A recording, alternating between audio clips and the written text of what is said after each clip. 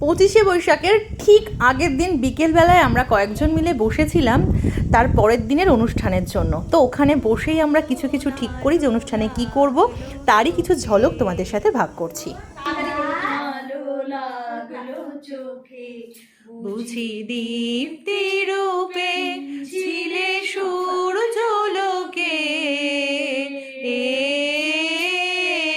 বধূ কোন আলো লাগলো চোখে, ছিল মন তোমারই প্রতীক্ষা করে, যুগে যুগে দিনরাত্রি ধরে, ছিল মোর বেদনা ঘন অন্ধকারে, জনম জনম গেল বিরহ সুরে,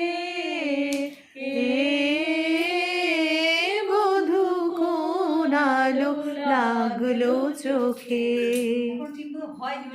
সম্পাদিকে বলা মাত্রই সম্পাদি চেষ্টা করে, এটাই আমার খুব ভালো লাগে।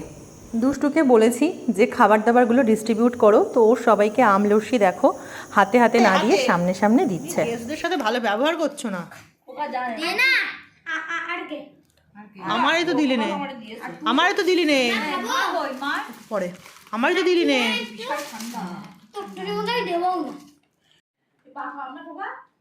পেকে গেছে কি হিমসাগর, হিমসাগর হিমসাগর না কি বল? আসুন, গান আর হয় আপনারা আর নেই।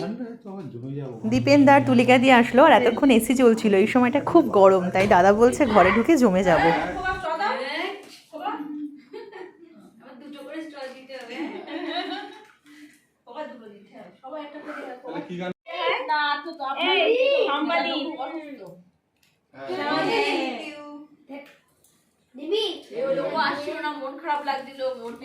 এই দিন পম বাড়ি ছিল না, তাই সবার জন্য খুব স্বল্প আয়োজন করেছিলাম। আর এদিন শ্যামাদি ছিল, সম্পাদি ছিল, জিনিয়া ছিল, তুলিকা দিয়া, দীপেনদা পরে আসলো। তো সবার ভিডিও আর সেইভাবে আমি নিতে পারিনি, কারণ প্রোগ্রাম নিয়েই ব্যস্ত ছিলাম। আমরা চেষ্টা করি টুকিটাকি এইসব করে নিজেদের মনটা ভালো রাখার। তো তোমাদের কেমন লাগে অবশ্যই কমেন্টে কিন্তু জানিও।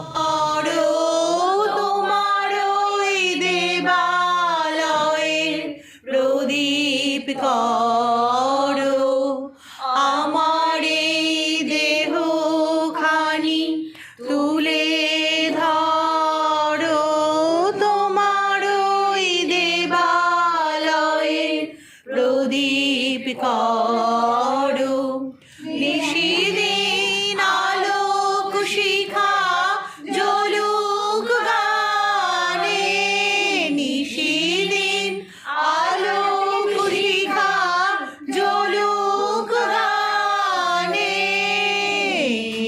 আগুনের পরশমণি ছোঁয়াও প্রাণে, এ জীবন পূর্ণ করো, এ জীবন পূর্ণ করো, এ জীবন পূর্ণ করো, এ জীবন পূর্ণ করো, দহন গানে,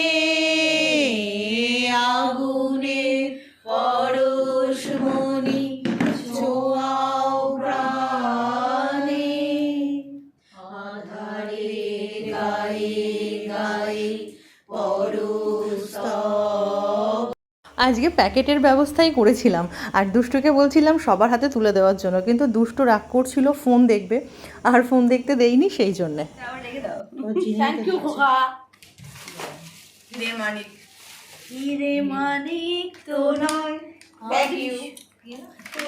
আমাদের সম্পাদি পাবে কিনা কি জানি, আমার চিন্তার বিষয়। কেন কি হয়েছে?